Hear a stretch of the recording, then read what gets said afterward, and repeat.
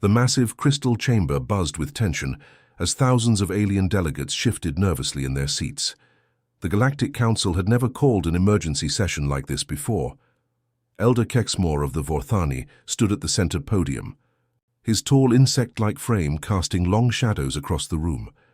His 4 crystalline arms gleamed under the artificial starlight as he prepared to deliver news that would shake the very foundation of their understanding. "Fellow beings of the galaxy," Kexmore began, his voice echoing through translation devices that converted his clicks and whistles into hundreds of different languages. "We face an unprecedented threat, not from weapons or war, but from something far more dangerous. Reality itself is being rewritten." A collective gasp rose from the assembly. The Kethrans, with their blue-scaled skin and multiple eyes, blinked rapidly in confusion. The Zeridians, tall and graceful with their flowing energy bodies, flickered with alarm. Even the ancient Zendali, beings of pure thought who rarely showed emotion, rippled with concern. Kexmore activated the central hologram display. 3-dimensional star charts filled the air above the delegates, showing the small yellow star they called Sul and its 3rd planet. Earth looked insignificant compared to the massive civilizations surrounding it, yet the data streaming from their monitoring stations told a different story entirely. "The species we call humans," Kexmore continued, "have achieved something that should be impossible. They are manipulating quantum fields with nothing but their consciousness. No technology, no advanced machinery, just their minds." Physicist Ralden of the prestigious Kethran Institute stepped forward. His scaled hands trembled as he manipulated the holographic controls. "Honorable delegates, what you are about to see defies everything we know about the universe." The display shifted to show energy readings from Earth. Massive spikes of quantum activity pulsed across the planet's surface. But these weren't random patterns. They were organized, purposeful, and somehow connected to human brain activity. 3 days ago, Ralden explained, our deep space monitors detected an impossible transmission. A human named Hyun Woo, working at what they call a research facility in their city of Seoul, sent a message across 17 star systems. The message arrived at its destination before he had even finished thinking it. Commander Nextal of the Zeridian fleet materialized more. Solidly, her energy form taking on a definite shape. Her voice crackled like electricity. "That's impossible. Quantum entanglement doesn't work that way. Information cannot travel faster than light. It's a fundamental law of physics." "That's what we thought too," Ralden replied, his voice heavy with concern. But watch this. The hologram now showed a human laboratory. Inside, a young man sat connected to strange machines. His name appeared in alien script, Hyun Woo. As they watched, his brain patterns synchronized with quantum fields across multiple dimensions. Without any visible technology, he was reaching out into space itself and bending it to his will. "He's not using equipment," Ralden whispered. "He's doing it with pure thought. The quantum fields respond to human consciousness as if it were a physical force." Elder Kexmore's crystalline face darkened. "This is only the beginning. Our scientists have identified dozens of similar incidents. Humans are unconsciously rewriting the rules of reality every time they face a problem they cannot solve through normal means." The chamber erupted in confused chatter. The Vorthani delegates clicked and whistled frantically among themselves. The Kethran scales changed color from blue to deep purple, a sign of extreme distress. The Zeridians flickered in and out of visibility as their energy forms became unstable with worry. "How is this possible?" called out Ambassador Tolmec from the Eldorian Confederation. "We've studied consciousness for millions of years. It observes quantum states, it doesn't control them." "Apparently," Kexmore replied grimly, "human consciousness operates under different rules, or perhaps no rules at all." He gestured to the display again. Now it showed quantum field fluctuations spreading outward from Earth like ripples in a pond. Wherever human thoughts touched, reality became flexible. "The danger is not just what humans can do," Kexmore announced. "It's what might happen if other species learn to copy them. If consciousness can truly control quantum mechanics, then everything we've built our civilizations on becomes meaningless. Science, technology, Even causality itself could become optional. Commander Nextal's energy form pulsed with alarm. "Are you suggesting that humans could teach the entire galaxy to break physics?" "I'm suggesting," Kexmore said slowly, "that they already are. Just by existing, just by doing the impossible, they're proving that our understanding of the universe is fundamentally wrong. And that knowledge is spreading." The silence that followed was deafening. Thousands of the galaxy's most advanced beings sat in stunned quiet, trying to process the implications. If humans could rewrite reality with their thoughts, what did that mean for the rest of them? Finally, Elder Kexmore raised all four of his crystalline arms. "I call for an immediate vote. All contact with the human species must be forbidden.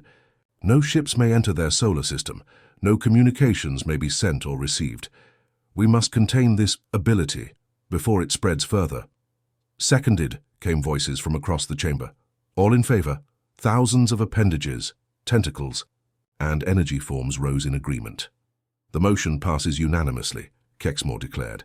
"Let it be known throughout the galaxy. Stay away from the humans. They don't just break our laws, they break reality itself." The Kethran research vessel, Valdris, had been studying the ancient star for 3 months when everything went wrong. Captain Yindar watched in horror as the massive red giant began its final collapse, much earlier than their calculations predicted. The star's outer layers were already peeling away, and deadly radiation was flooding the system. All hands to "Emergency stations!" Yindar shouted, his blue-scaled skin turning dark purple with stress. The ship's hull groaned as gravitational forces pulled at them from all directions. Their engines, designed for exploration rather than escape, were completely overwhelmed by the star's dying fury.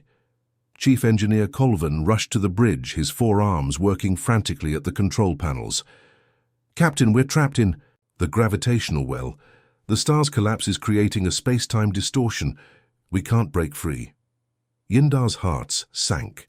The Valdris was one of the most advanced ships in the Kethran fleet, but even their technology had limits.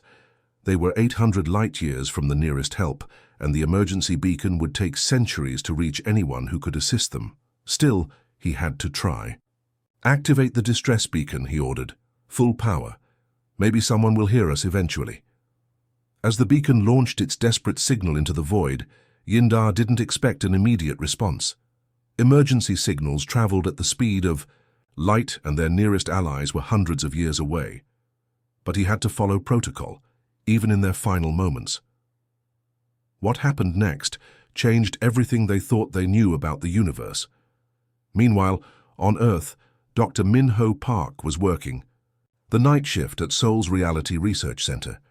The facility had been built after the Galactic Council's warning about humans, though most people on Earth still didn't know about alien civilizations.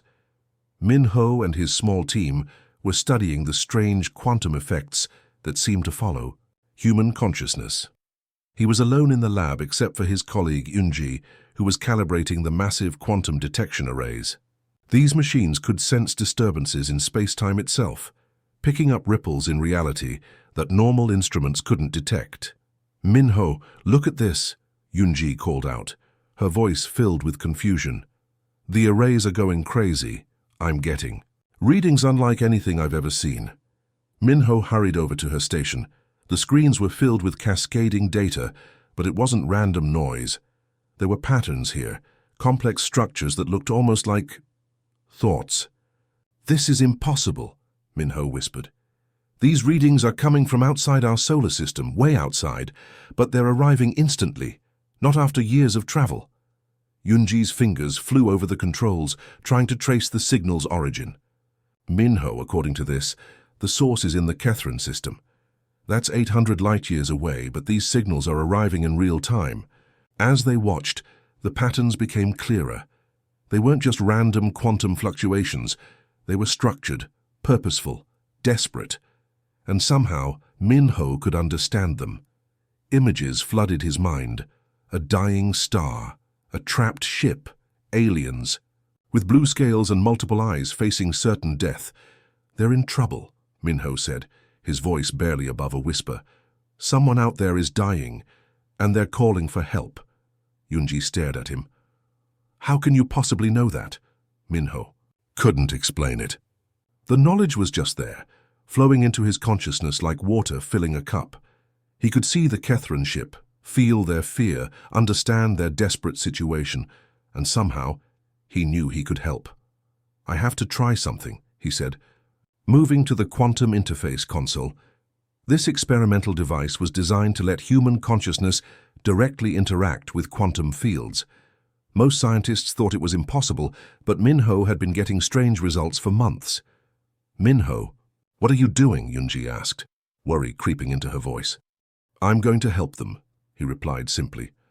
He placed his hands on the interface and closed his eyes, reaching out with his mind across impossible distances. 800 light-years away, Captain Yindar was preparing his crew for the inevitable when something extraordinary happened. A presence touched his mind, gentle but unmistakably alien. Not Kethran, not any species he recognized. The thoughts were strange, coming from a creature with only 2 eyes and smooth skin, but they were filled with compassion and determination. Suddenly, Yindar's mind was flooded with information. He saw gravitational currents he hadn't noticed before, weak points in the star's collapse that could be exploited. The alien presence was showing him escape routes that shouldn't exist, pathways through space-time that his instruments couldn't detect, but his enhanced consciousness could now perceive. "Colvin," Yindar shouted, "plot a course bearing 27 Mark IV. Emergency power to engines." "Captain, that course leads directly into the stellar debris field," Colvin protested. "It's suicide. Trust me," Yindar said, his mind still connected to the distant human. "There's a path through, I can see it now." The Valdris changed course, diving into what looked like certain destruction, but Minho's consciousness guided them, showing Yindar exactly where to go. The human's mind was somehow reading the quantum fluctuations of the dying star, finding safe passage through the chaos. As they flew through the debris field, Yindar felt the human's presence grow stronger. This creature was actually rewriting local spacetime, creating stable corridors where none should exist. Physics itself was bending to accommodate their desperate need to survive. Minutes later, the Valdris broke free of the star's gravitational pull. They were safe, flying in open space as the star collapsed behind them. The impossible rescue was complete. Back on Earth, Minho collapsed in his chair, exhausted but smiling. He had felt the Kethran ship escape, felt their relief and gratitude wash over him across the vast distance. "What just happened?" Yunji whispered. "I think," Minho said slowly, "we just broke every law of physics in the book." Captain Yindar's small scout ship slipped through Earth's atmosphere under cover of darkness, its cloaking systems hiding it from human detection. He was taking an enormous risk. The Galactic Council had forbidden all contact with humans, and if they discovered his mission, he would face exile or worse. But he had to understand what had happened during his rescue. The human who had saved his crew had done something that shouldn't be possible, and Yindar needed answers. Landing in a secluded forest outside Busan, South Korea, Yindar activated his personal disguise field. The technology wrapped around his blue-scaled form like liquid light, creating the illusion of human appearance. To anyone watching, he would look like a tall, thin man with slightly unusual features. His research had led him to Dr. Jae Min at Busan Medical Center.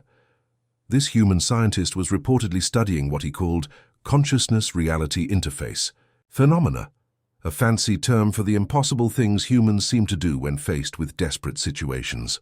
If anyone could explain how Minho had reached across 800 light-years to save the Valdris, it would be him. The medical center was a stark, white building filled with the quiet desperation that Yindar recognized from hospitals across the galaxy. Sick beings hoping for miracles, families clinging to fading hope, doctors fighting battles they couldn't always win. What he didn't expect were the quantum field readings his hidden sensors were detecting throughout the building. Dr. Jae Min was a man in his 40s with kind eyes and graying hair. He welcomed Yindar warmly, believing him to be a visiting researcher from Europe interested in his work. They walked through the hospital corridors as Jae Min explained his studies. "We've been noticing unusual energy patterns around certain patients," Jae Min said, leading Yindar toward the children's ward. At first we thought it was equipment malfunction, but the patterns are too consistent, too purposeful. They seem to correlate with emotional states of patients and their families. Yindar's concealed instruments were going wild. The quantum fluctuations here were unlike anything he'd seen outside of advanced alien technology. Yet these humans had no idea they were generating them. "Here," Jamin said, stopping outside a room. "This is where we see the strongest effects." Through the window, Yindar saw a small girl lying in a hospital bed surrounded by medical equipment. Her family filled the room. Parents, grandparents, siblings all gathered around her small form. The child looked terribly ill, her skin pale and her breathing shallow. "This is Subin," Jamin explained quietly. "She's 7 years old." 3 weeks ago she was diagnosed with genetic cascade failure. It's a condition where her DNA is literally breaking down at the cellular level. According to every medical text, every computer model, every expert opinion, there's no cure. Her survival probability is mathematically 0. Yindar studied the child with both his visible eyes and his hidden senses. The readings were incredible. Quantum fields around the room were shifting and fluctuating in ways that defied explanation. But the source wasn't the child herself. It was coming from her family. "Yet she's still alive," Yindar observed. "More than that," Jamin said, his voice filled with wonder. "She's getting better. Slowly, impossibly, her condition is reversing. Her DNA is somehow repairing itself, rebuilding the damaged sequences from nothing." An elderly woman sat beside the bed, holding the child's hand. This was Hyejin, Subin's grandmother. Her weathered face was set in determination, and she spoke softly to the sleeping girl in Korean. Yindar's translator picked up her words. "You're going to be fine, little one. Grandmother believes in you. We all believe in you." Around her, the rest of the family maintained their vigil. Subin's mother held her other hand, tears streaming down her face but her voice steady as she read a storybook. Her father stood at the foot of the bed, his hands clasped tightly as he whispered what sounded like prayers. Siblings, cousins, and other relatives filled every available space, all focused on the same impossible hope, and the quantum fields responded to their collective will. "Dr. Jamin," Yindar said carefully, "have you considered that the family's emotional state might be directly affecting the patient's condition?" Jamin nodded slowly. "I've thought about it, but it seems impossible. Emotions are just chemical reactions in the brain. They can't change physical reality." "What if they can?" Yindar asked. "What if human consciousness operates on a level that directly interfaces with quantum mechanics?" As they watched, Hyejin began singing a lullaby, her voice cracked with age but filled with love. The other family members joined in, their voices creating a harmony that seemed to resonate through the very air. Yindar's instruments detected massive quantum fluctuations, synchronized with the music, and Subin's vital signs improved. "This is impossible," Jamin whispered, staring at the monitors. Her cellular regeneration just increased by 30%. Yindar saw it clearly now. The family's love, their absolute refusal to accept Subin's death, was literally rewriting the probability matrices that governed her condition. They weren't just hoping for a miracle. They were creating one through the sheer force of their collective will. "Dr. Jamin," Yindar said, dropping his pretense slightly, "your species doesn't follow physics the way others do. You remake it." Jamin turned to look at him, something flickering in his eyes. "What do you mean, others?" Yindar realized he'd said too much, but the wonder of what he was witnessing overcame his caution. "I mean that humans seem to have an ability that most of us can only dream of. When faced with impossible situations, you simply refuse to accept them. And somehow, reality bends to accommodate your refusal." They stood in comfortable silence, watching the family's vigil continue. Subin stirred in her sleep, her color improving by the minute. Her grandmother squeezed her hand gently and smiled through her tears. "We just believe things can be better," Jamin said finally, his voice filled with quiet pride. "When someone we love is suffering, we don't calculate odds or accept statistics. We believe in healing, in hope, in the power of love to overcome anything. And maybe reality listens to that belief." Yindar nodded, finally understanding. Humans weren't breaking the laws of physics. They were operating under a more fundamental law that consciousness and reality were interconnected. While other species had forgotten this truth, humans had never lost it. As Subin's eyes fluttered open and she smiled weakly at her grandmother, Yindar knew he was witnessing something that would change the galaxy forever.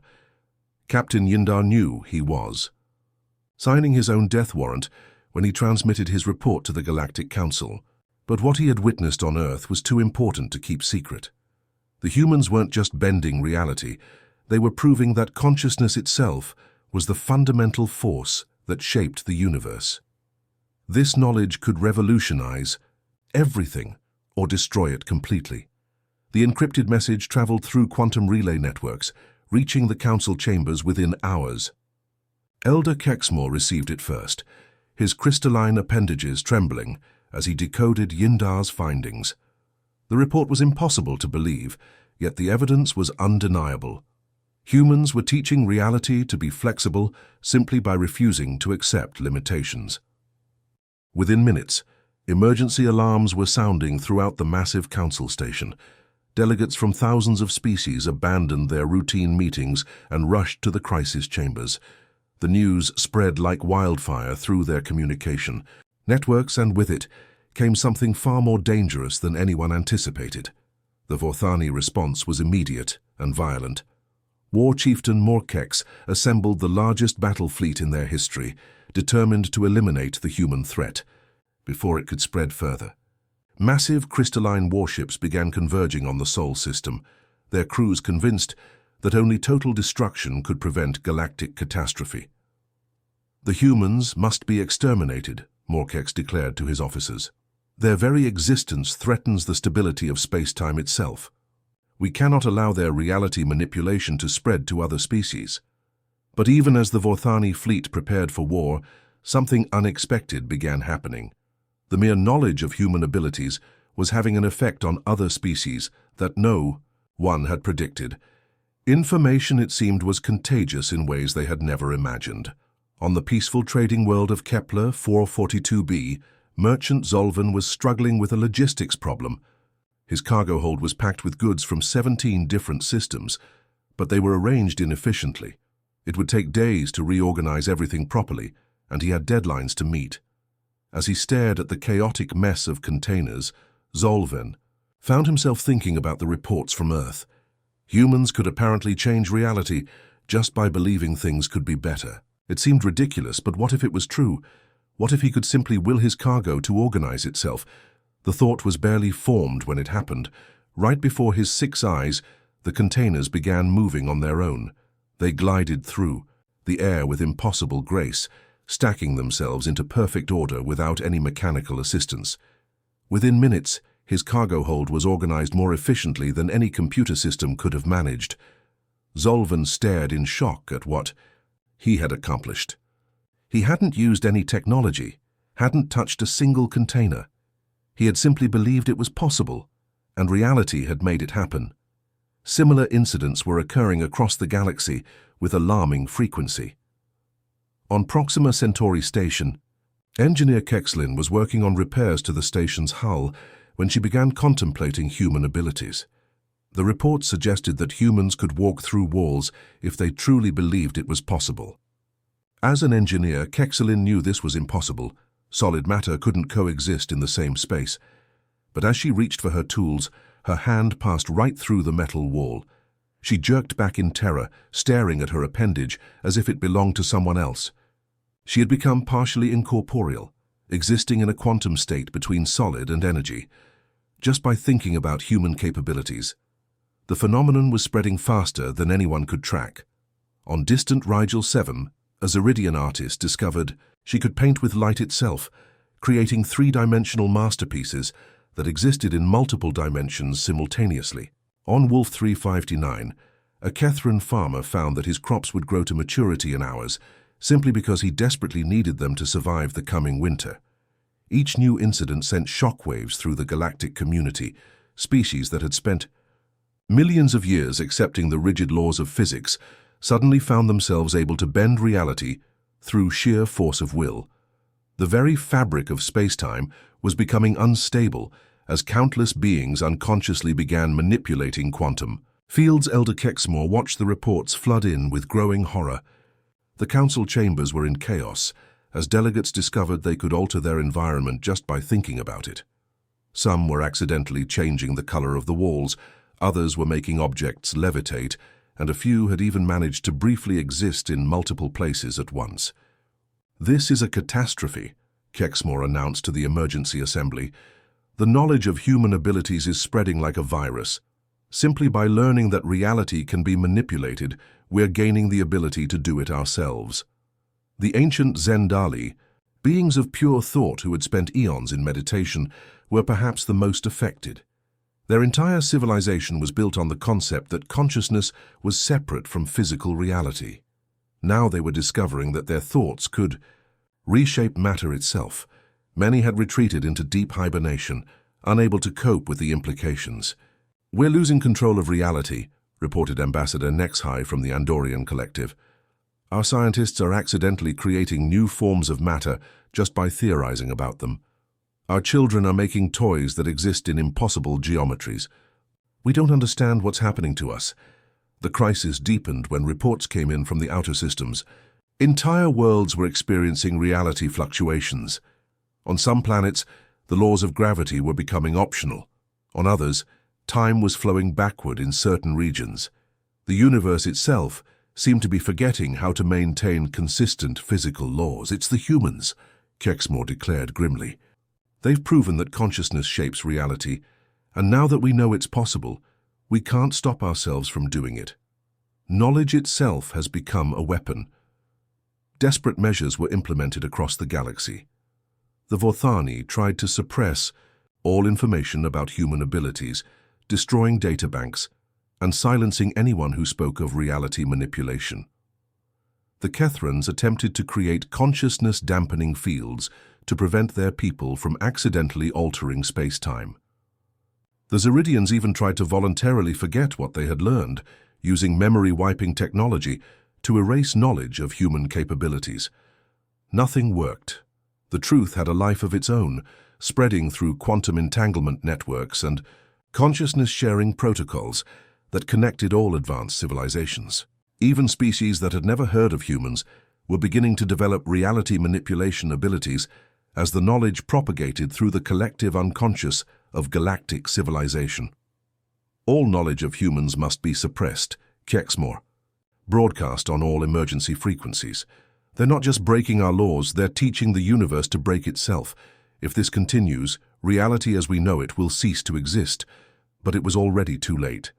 The galaxy had learned that consciousness was the fundamental force behind all existence. There was no going back to the old way of thinking, no return to the rigid universe they had once known. The age of impossible things had begun, and humans had started it all simply by refusing to accept that anything was truly impossible. The emergency transmission from Captain Yindar reached Earth just as galactic civilization was beginning to tear itself apart. Reality storms were sweeping across star systems, entire planets were phasing in and out of existence, and species were accidentally creating pocket dimensions with stray thoughts. The Galactic Council was in complete chaos, with delegates too afraid to think clearly for fear of warping space-time around them. Dr. Wonsik, Earth's leading expert on consciousness studies, received the desperate message in his soul laboratory. The alien captain explained that the galaxy needed human help to understand what was happening. Other species were developing reality manipulation abilities simply by learning that such things were possible, but they had no idea how to control these new powers. "We need you to come to the council," Yindar's translated message pleaded. "You're the only species that naturally understands how consciousness shapes reality. Without your guidance, the universe itself might collapse into chaos." Wonsik assembled Earth's first official diplomatic mission within hours. The team was small but carefully chosen, himself as the lead scientist, so young as their quantum philosopher, and a handful of other researchers who had been studying the strange effects that seemed to follow human consciousness wherever it went. The journey to the Galactic Council chambers took 3 days aboard Yindar's modified scout ship. The Kethran captain had risked everything to help humanity, and now he was serving as their guide to a universe that was rapidly losing its grip on physical laws. As they approached the massive council station, Wonsik was shocked by what he saw. The structure itself was unstable, flickering between different architectural styles, as the terrified delegates inside accidentally imposed their thoughts on reality. Sections of the station existed in multiple dimensions simultaneously, while others seemed to be made of materials that shouldn't be possible. "It's gotten much worse since I sent the message," Yindar explained, his blue-scaled face creased with worry. "The Vorthani tried to create a thought suppression field yesterday. Instead, they accidentally turned their entire fleet into crystalline butterflies for 6 hours. The council chambers were in absolute pandemonium when the human delegation arrived. Thousands of alien beings huddled in their seats, afraid to move or think too clearly. Every few minutes, something impossible would happen. Gravity would reverse in one section, the walls would become transparent, or someone's emotional state would manifest as visible energy that danced through the air." Elder Kexmore looked exhausted and defeated as he stood at the central podium. His crystalline arms were dim with stress, and his voice cracked as he spoke to the assembly. "Fellow beings," he announced, "we face the end of everything we understand. Reality itself has become unstable. Our thoughts are reshaping the universe in ways we cannot control. Unless we find a solution soon, existence as we know it will cease." That's when Dr. Wonsik stepped forward. The human delegation walked calmly through the chaos, seemingly unaffected by the reality distortions around them. As they moved, the unstable areas began to settle, influenced by their natural confidence and acceptance of the impossible. "Honorable delegates," Wonsik said, his voice carrying clearly through the chamber's translation systems, "you're not experiencing a catastrophe, you're experiencing an awakening." The chamber fell silent, except for the occasional reality hiccup that sent ripples through the air. Thousands of alien eyes focused on the small group of humans who seemed so comfortable in a universe gone mad. "You believe we're breaking your laws of physics," Wonsik continued, "but that's not what's happening. You're discovering that consciousness was always the fundamental force behind everything. Matter, energy, space, time, these are just thoughts that the universe is thinking." A Ziridian delegate flickered with confusion. "But that's impossible. Physical matter exists independently of consciousness." So Young stepped forward, a young woman whose understanding of quantum mechanics had revolutionized Earth's approach to reality studies. She smiled gently at the assembly and closed her eyes, focusing her mind on the chamber around them. The walls began to shift, but not chaotically like before. Under So Young's gentle guidance, the architecture flowed like liquid art, transforming into something more beautiful and harmonious.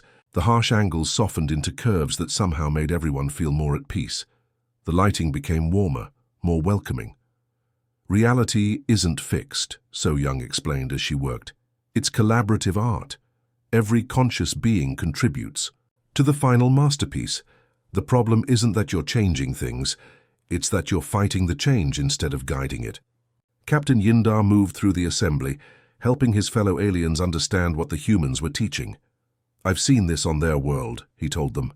"Humans don't see limitations as permanent. When they encounter something impossible, they simply believe it can be different, and reality adjusts to match their belief." Slowly, understanding began to dawn on the assembled delegates. The Vorthani stopped trying to suppress their thoughts and instead began focusing them constructively. A group of Kethran scientists discovered they could solve complex equations by visualizing the answers, their consciousness directly interfacing with mathematical truths. The Zendali, beings of pure thought, found that their meditations could now actively heal the reality distortions around them. As they embraced their new abilities instead of fearing them, the chaos in the chamber began to transform into something wonderful.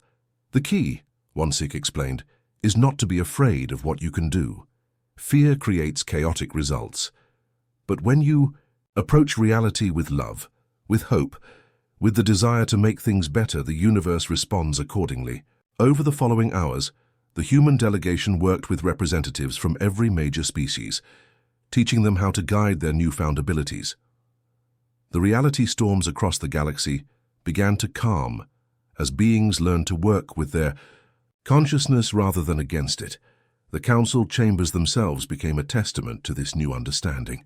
Under the gentle guidance of thousands of focused minds, the structure transformed into something breathtakingly beautiful, a crystalline palace that existed in perfect harmony across multiple dimensions, its walls showing the dreams and hopes of every species within.